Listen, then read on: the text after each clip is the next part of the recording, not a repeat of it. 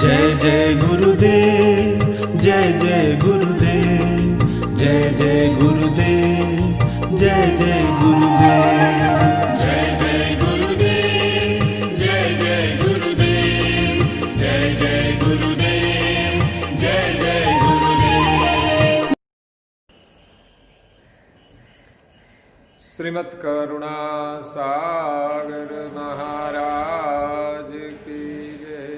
Shri caval धाम की जय। श्री अविचल दास जी महाराज की जय।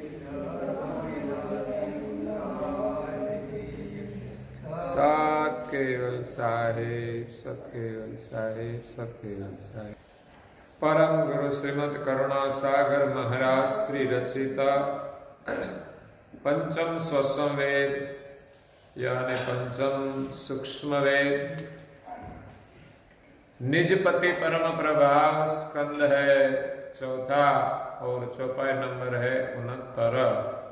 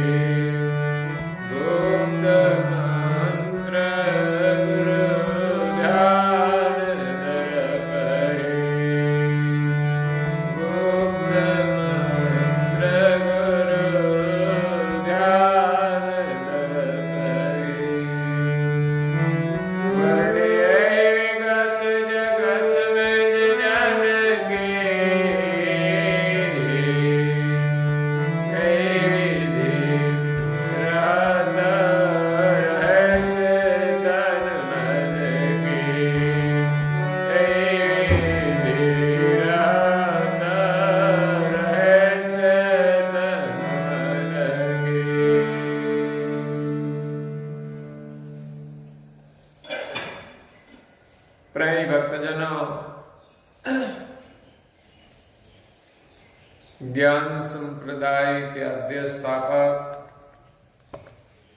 अनंत ब्रह्मांडाधीश विश्व नियंता सकर्ता सतकैवल के परम विशेष अंश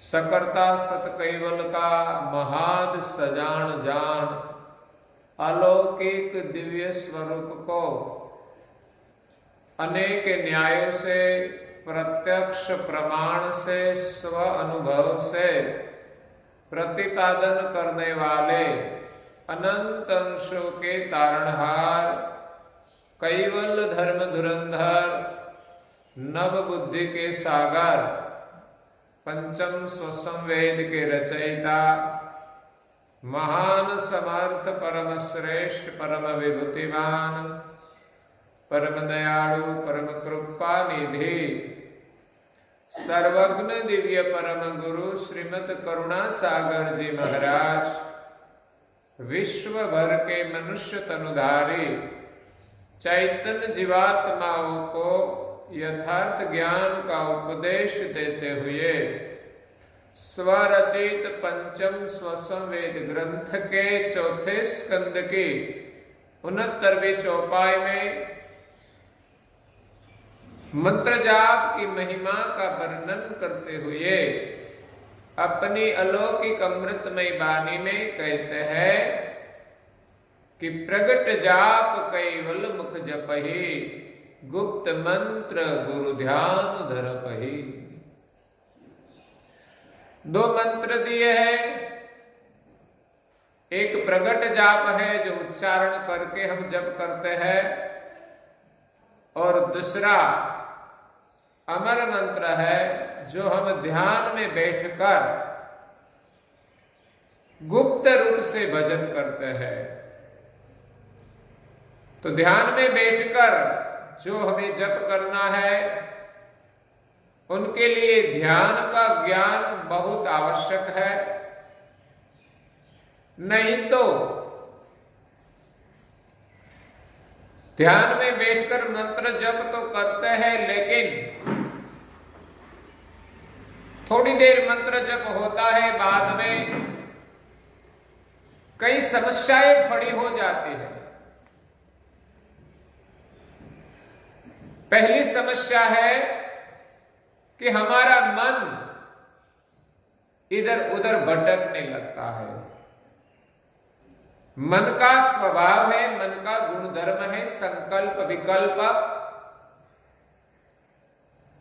हम जिस प्रकार की प्रवृत्ति करते हैं, जिस प्रकार के कर्म करते हैं, इस कर्म का गहरा प्रभाव हमारे मन पर रहता है। इसलिए हम जब ध्यान में बैठते हैं तब हमारे संस्कार के अनुसार हमारा मन विचारों में चला जाता है। अगर तो हमारे मन में जिनके प्रति आकर्षण है उनका सुमिरन होता है। अगर हमारे जीवन में पिछले 24 घंटे में जो प्रक्रिया हुई है उनका प्रभाव ज्यादा रहता है। इसीलिए भजन करने के लिए हमें हमारी प्रवृत्ति पर ध्यान देना पड़ेगा। हमारे 24 घंटे अच्छी प्रवृत्ति में लगाना पड़ेगा। ध्यान के लिए जो मदद रूप है वैसी प्रवृत्ति हम करेंगे तो अवश्य ध्यान में सफलता मिलेगी। तो मन हमारा इधर उधर भटकता है, उनको स्थिर करने के लिए पहले तो ध्यान भजन में हमें उत्साह होना चाहिए, ध्यान भजन में हमें श्रद्धा होनी चाहिए, ध्यान भजन में हमारी तत्परता होनी चाहिए, ध्यान भजन का हमें ज्ञान होना चाहिए। जिस कार्य में हमारा उत्साह हो, हमारी श्रद्धा हो, हमारी तत्परता हो, हमारी एकाग्रता हो, हमारी जागृतता हो, तो वो कार्य हम सफलता से कर सकते हैं। नहीं तो हमारा मन कहीं भटकेगा। मन को स्थिर करने के लिए ध्यान में कुछ बातें ध्यान में रखनी चाहिए। मन तो मन है, 14 लोक तक वो घूमता है। पहला विघन है मनोराज। बिना कामकाज भी हम लड़ते रहते हैं। कभी कभी बातों बातों में झगड़ा हो जाता है। कुछ काम तो किया ही नहीं, लेकिन बातों से झगड़ा हो जाता है। वो झगड़ा कौन करता है? हमारा मन। तो ध्यान में भी यही समस्या खड़ी हो जाती है। कार्य तो कुछ होता नहीं और हमारा मन विचार विचार में कहीं भटकता है। जैसे हम ध्यान में बैठते हैं तब हमारा मन काम में लग जाता है, काम का विचार करता है। जब हम काम करते हैं तब ध्यान करने का विचार आता है। कभी हम मंदिर जाते हैं तो घर याद आता है, घर में रहते हैं तो मंदिर याद आता है। ये विपरीत परिस्थितियां चलती रहती है। इसमें जागरूकता की जरूरत है, सावधानियां की जरूरत है। मनोराज हमें ध्यान से भटकाते हैं। इसलिए मन को स्थिर करने के लिए हमें कुछ अभ्यास की जरूरत है। मन कैसा कैसा बखेड़ा करता है,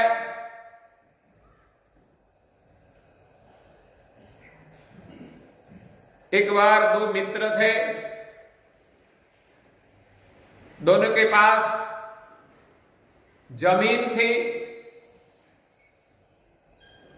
दोनों मिलकर सोचा कि तेरे पास भी जमीन है, मेरे पास भी जमीन है,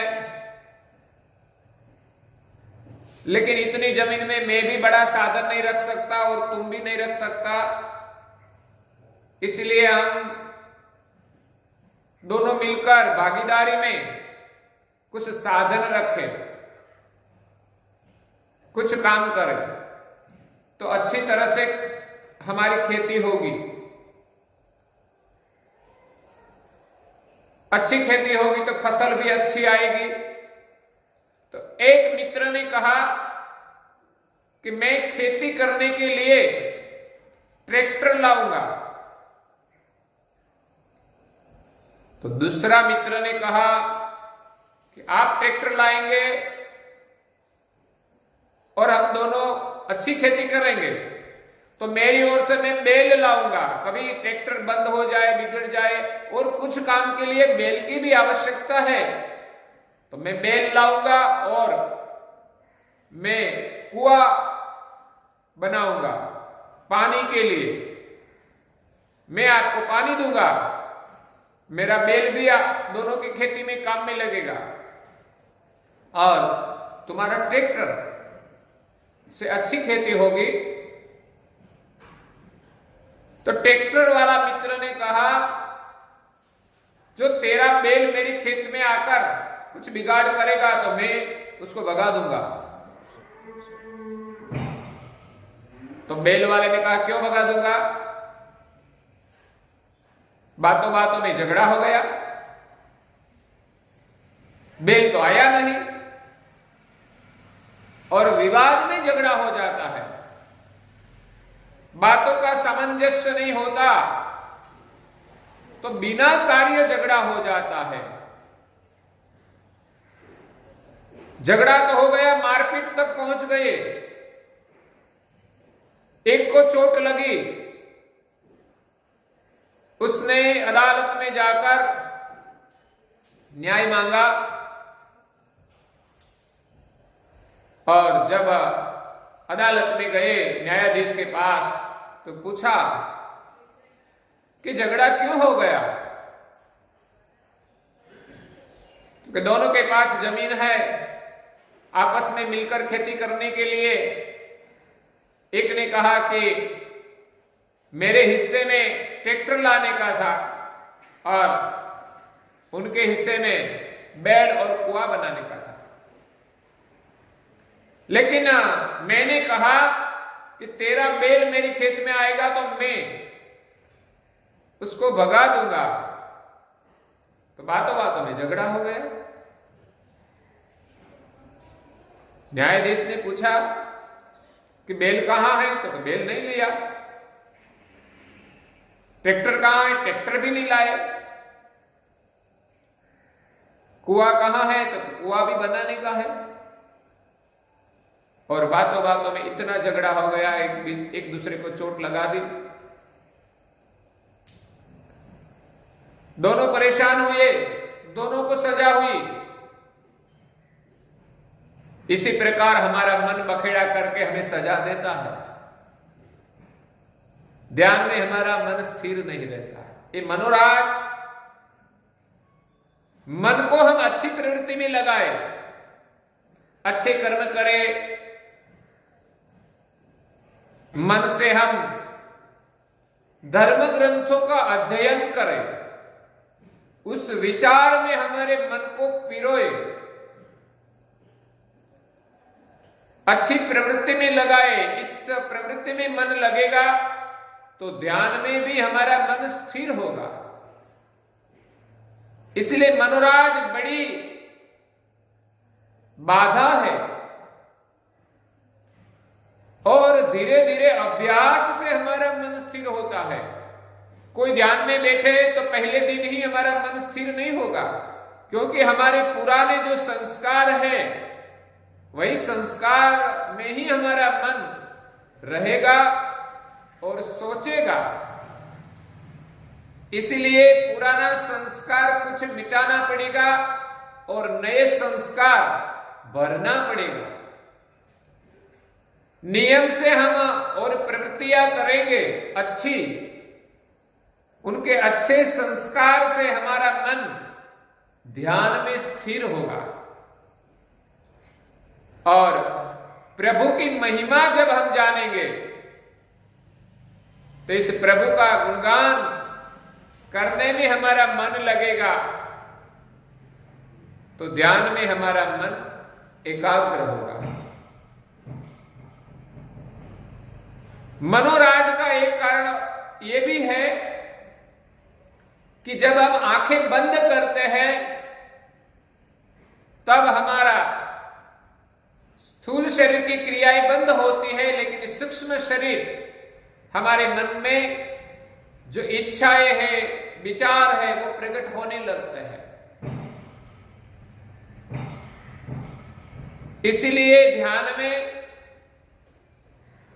हम आंखें बंद करते हैं, इसलिए भीतर के विचार प्रकट होते हैं। हाँ, हमारी तत्परता है, श्रद्धा है, तो अवश्य हमारा मन मंत्र जप में लगता है।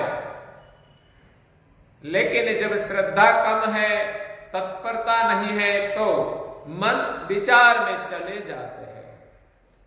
तो विचार में हमारा ध्यान का समय पूरा हो जाता है और हम ध्यान से खड़े हो जाते हैं। इसलिए अभ्यास करना बहुत जरूरी है। एक बाधा है मनोराज। हमारी दृष्टि जब खुली रहेगी तो स्थूल का विचार करेगी, बंद रहेगी तो बीती हुई जो भूतकाल की बातें हैं उनका स्मरण करेगी।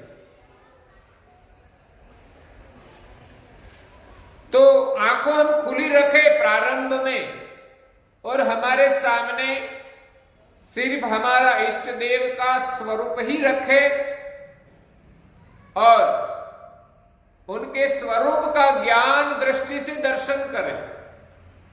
और ज्ञान दृष्टि से दर्शन करने के लिए भी हमें समझ आवश्यक है।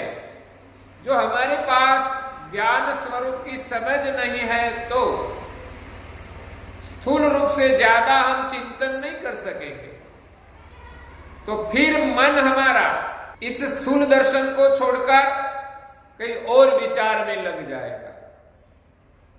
इसलिए हमारे पास दृष्टि होनी चाहिए। हमारे इष्ट देव का ज्ञान स्वरूप से हम दर्शन करें, धीरे धीरे हमारा मन स्थिर होगा। स्थिर होगा तो हमारे पास जो मंत्र है इस मंत्र जप में लगेगा। मंत्र का जप करे और साथ में जब मन विचार में चले जाने लगे तब हम उनको बाह्य स्थूल स्वरूप में जोड़े। बाह्य स्थूल स्वरूप से हम हमारे मन को मंत्र जाप में जोड़े। एक प्रक्रिया का अभ्यास करना पड़ेगा। और दूसरा ध्यान का पूर्ण अभ्यास है कि हमारी दृष्टि को नासिका के अग्रभाग पर रखकर अंतर्दृष्टि से हम प्राणायाम के साथ मंत्र का जप करें। एक अभ्यास है हमारा, जो प्राण चलता है उनके साथ हमारी अंतर्दृष्टि रखे और उनके साथ हम मंत्र का जप करें। ये अभ्यास से काम होगा, एक दिन में वो काम बनने वाला नहीं है। संसार के सभी काम एक दिन में हमें आता नहीं, वो भी अभ्यास से ही ठीक तरह से हम कर पाते हैं। कोई एक दिन में भोजन बनाना नहीं सीख जाते, कोई एक दिन में गाड़ी चलाना नहीं सीख जाते, कोई एक दिन में अच्छा प्रवचन भी नहीं कर सकते। एक दिन में कुछ काम नहीं होता। लंबे अभ्यास के बाद ही सब कुछ आता है। विद्यार्थी 12-15 साल अभ्यास करते हैं, तब उनको कुछ शिक्षा प्राप्त होती है। शिक्षा के बाद भी प्रैक्टिस करनी पड़ती है, अनुभव करना पड़ता है। इसी प्रकार ध्यान का भी हम लंबे समय तक अभ्यास करें, तब हमारे मन में स्थिरता आएगी। और दूसरी बात आए है, ध्यान में बैठते हैं तो हमें निद्रा आती है। उनका उपाय है कि हम पूरी निद्रा करके ही ध्यान में बैठे। पूरी निद्रा का मतलब यही नहीं है कि समय से ज्यादा हम पथारी में लेटे रहे। ज्यादातर लोगों को 6 घंटे की निद्रा पर्याप्त है। अगर वो 8 घंटा लेटेगा तो आलस बढ़ेगी।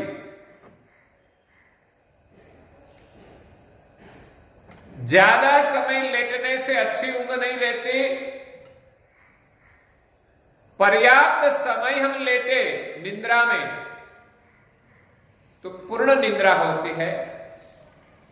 अगर कम समय में जो निद्रा आती है, इनसे आराम मिलता है, उतना ज्यादा समय निद्रा से आराम नहीं मिलता। ज्यादा समय लेटने से आलस बढ़ती है और पर्याप्त से कम समय में अच्छी निद्रा आती है। तो निद्रा पूर्ण होनी चाहिए। लोग पूरी निद्रा नहीं करते और ध्यान में बैठे तो नींद आएगी ही, लेकिन कभी कभी लोग निद्रा पूरी करके ध्यान में बैठते हैं तो भी निद्रा आ जाती है। क्यों? कि ध्यान का एक वरदान है कि पहला विघ्न निद्रा का ही होगा। हमारी आंखें बंद है तो विघ्न आता है निद्रा का, क्योंकि आंखें बंद किए बिना तो नींद आएगी ही नहीं। इसलिए हम ध्यान में बैठते हैं आंखें बंद करके, तो पहला विघ्न है निद्रा का। इसीलिए इस विघ्न से छूटने के लिए हमें आंखें खुली रखनी चाहिए। जब ध्यान का अभ्यास होगा, अपने आप निद्रा चली जाएगी। आंखों बंद करने के बाद भी निद्रा नहीं आनी चाहिए। वो हमारी भीतर की जागृति होनी चाहिए, विचारों की जागृति होनी चाहिए, ध्यान भजन में रुचि होनी चाहिए, तत्परता होनी चाहिए। और निद्रा का कारण है कि हमारी बैठने की जो पोजीशन है, स्थिति है, वो भी ठीक होनी चाहिए। परम गुरु जी ने तो कहा है कि दृढ़ आसन करके बैठे। जब तक हम बैठे तब तक स्थिर बैठे। पहला तो हमारा शरीर नहीं हिलना चाहिए। शरीर को तो हम स्थिर कर ही सकते हैं, वो तो हमारे वश में है। मन को वश करना कठिन है, लेकिन नामुमकिन नहीं है।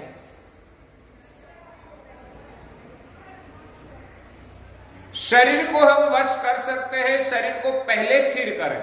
जब हमारा शरीर ही स्थिर नहीं होगा तो मन कैसे स्थिर होगा? जब कोई पात्र में जल भरा है, इस जल के भीतर सूर्य का प्रतिबिंब है। जब तक पात्र हिलता है तो उनके भीतर का पानी भी हिलता है, तो पानी के साथ सूर्य का प्रतिबिंब भी हिलता है। तो इस प्रतिबिंब को स्थिर करने के लिए ये पात्र स्थिर होना चाहिए। वैसे हमारा शरीर एक पात्र है, तो वो स्थिर होना चाहिए। उनके अंदर श्वास रूपी जल भरा है। जब हमारा शरीर हिलता है तो प्रणव की गति भी बढ़ती है। जब प्रणव की गति बढ़ती है तो मन ज्यादा संचल रहता है। तो मन को स्थिर करने के लिए हमारे प्राण को स्थिर करना पड़ेगा।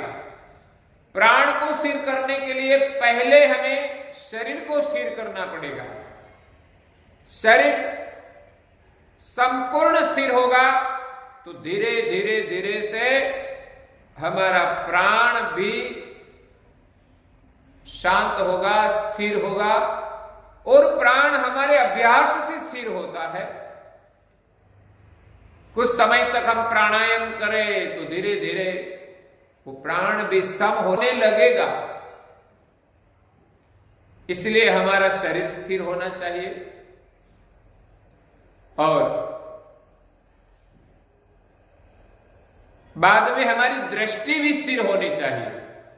मन को स्थिर करने के लिए हमारी दृष्टि जब स्थिर होगी तो मन स्थिर होगा।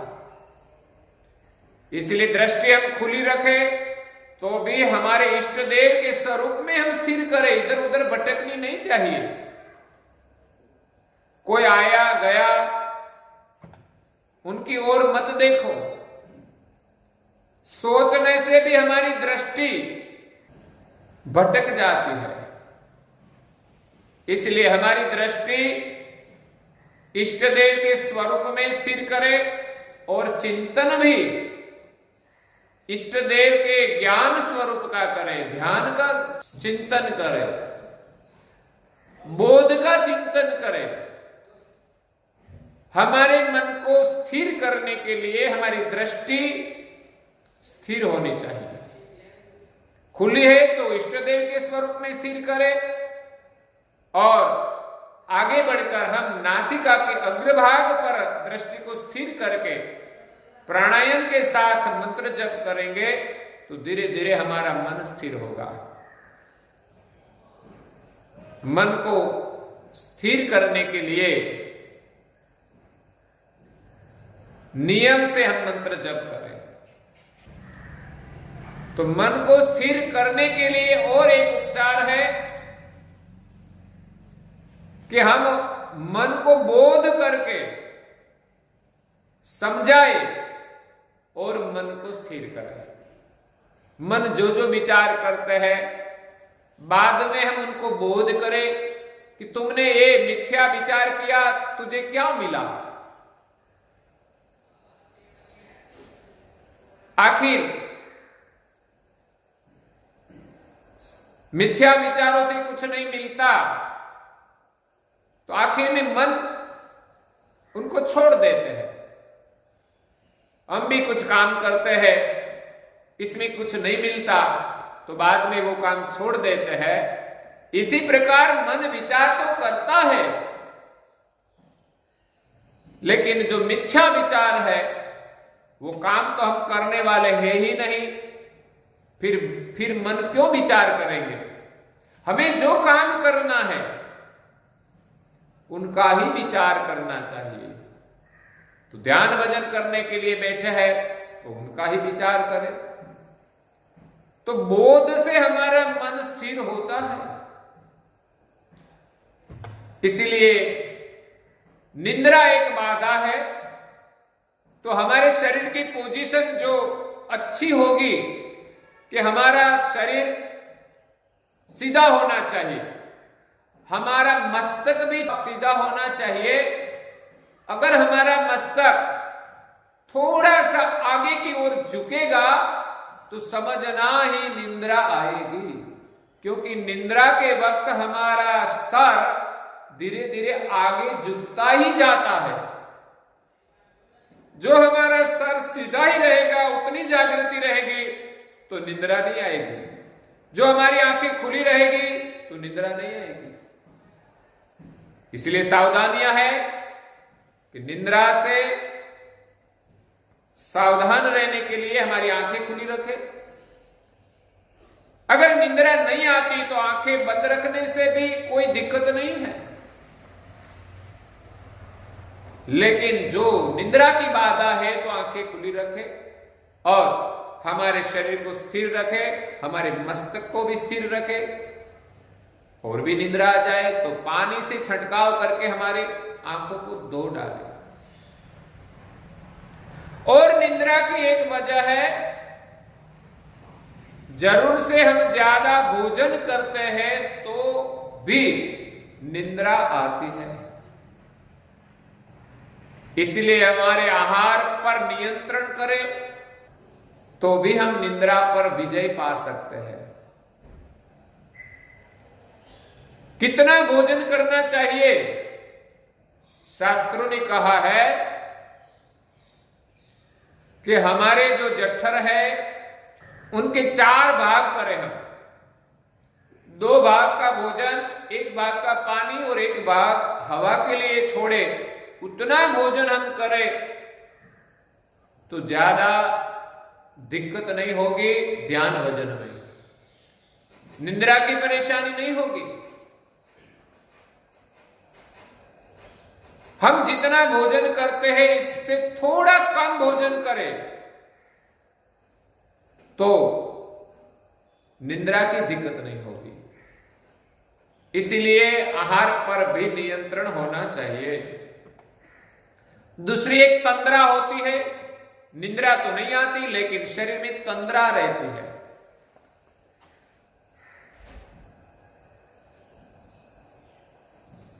जो आलस के साथ रहती है। जब तक तंद्रा है उनके साथ आलस भी रहती है। तंद्रा में क्या होता है? न तो जागृति है न तो निंद्रा है। ऐसी अवस्था में मन लय हो जाता है। ध्यान में बैठने के बाद मन हमारा कभी कभी प्रकृति में लय हो जाता है। उठने के बाद बगाई आती है तो समझना कि ये ध्यान नहीं हुआ, लेकिन हमारे मन का लय हुआ है। कई समय बीत जाता है लेकिन ध्यान से उठने के बाद प्रसन्नता नहीं होती। वो है मन का लय होना। तो आलस, निंद्रा आदि को दूर करने के लिए एक और उपाय है कि हम आसन करें, व्यायाम करें। व्यायाम करने से हमारे शरीर से आलस दूर हो जाती है, निंद्रा भी दूर हो जाती है और तंद्रा भी। इसलिए आसन, योगासन और उनके साथ हम प्राणायाम करें। प्राणायाम से हमारी तंद्रा दूर होगी, निंद्रा भी दूर होगी।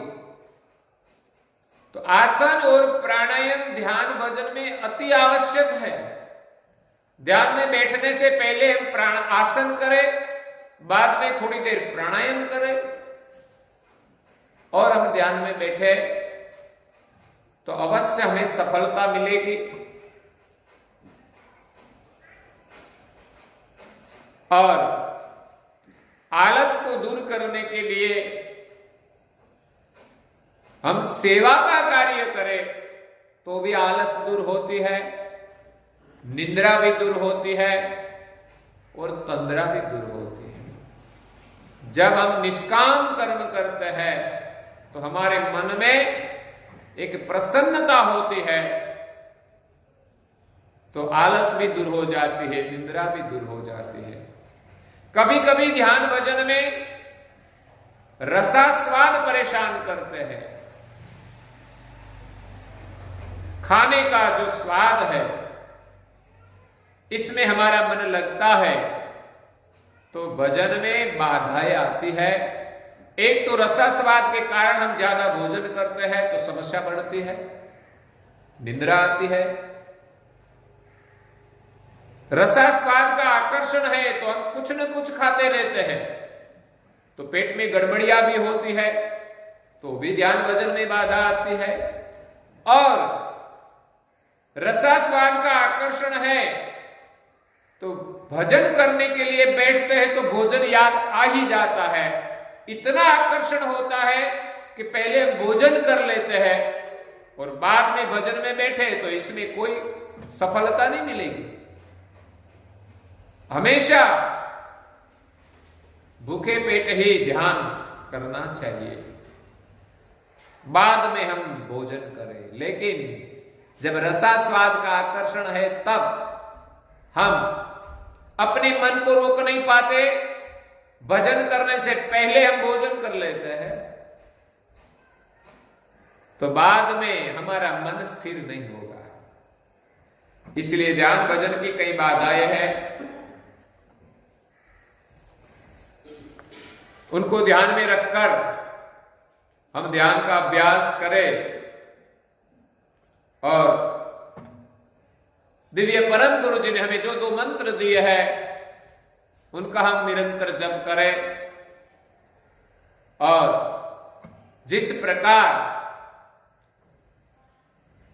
रहन सहन का उपदेश दिया है, इसी प्रकार हम रहन सहन करके इस मंत्र का जप करें तो अवश्य हमें ध्यान में सफलता मिलेगी।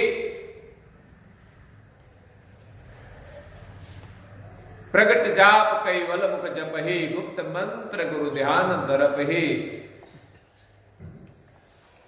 वर्णी यही विगत जगत में जे जन की, ये जो वर्णन किया है यही विधि रहत रहेश तन मन की। आगे जो दिव्य परम गुरु जी ने वर्णन किया कि संसार में रहकर हम कैसे ध्यान भजन करें, इस प्रकार रहनी में रहकर हम मंत्र जाप करें तो अवश्य इस मंत्र जाप से हमें जन्म मरण से मुक्ति मिलेगी। तो दिव्य परम गुरु जी इस ग्रंथ में आगे जो हमें उपदेश देते हैं वो हम कल सुनेंगे और आज के प्रवचन को यहां विराम देते हैं। श्रीमद् करुणा सागर महाराज की जय, श्री कैवल धाम की जय, श्री अविचलदास जी महाराज की जय।